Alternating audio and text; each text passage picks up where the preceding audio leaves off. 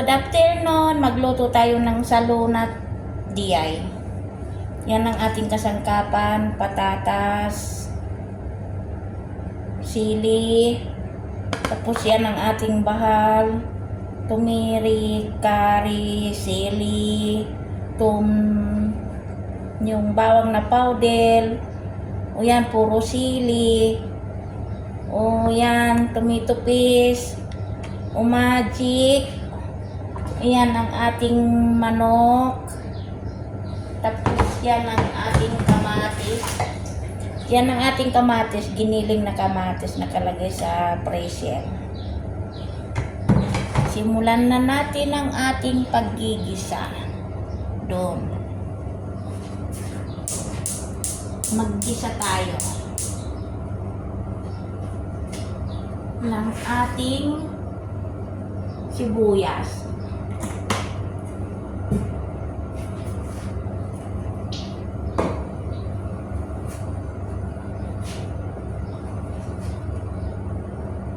Okay na ang ating sibuyas, ilagay na natin ang ating manok.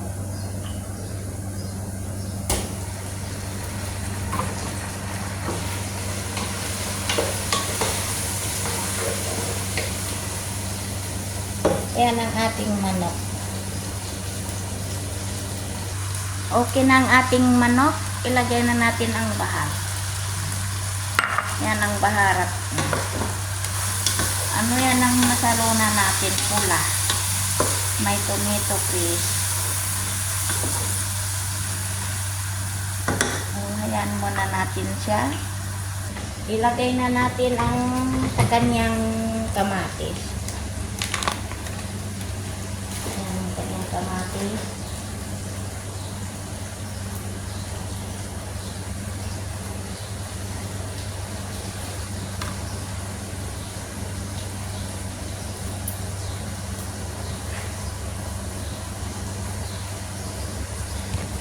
Sa 2 kutsara na malaki, yun ang nilagay mo sa tomato paste.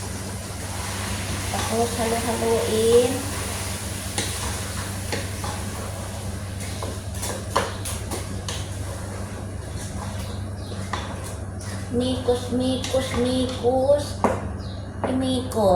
Namikos na siya. Yan. Yan ang itsura ng ating saluna. Maya-maya, lagyan natin ng tubig. So, yan na natin ang ating saluna. Lagyan na natin ng tubig.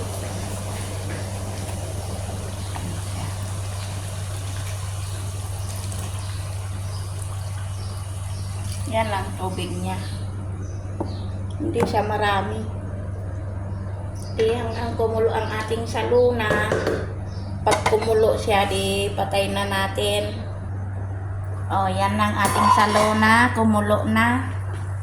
Luto na siya.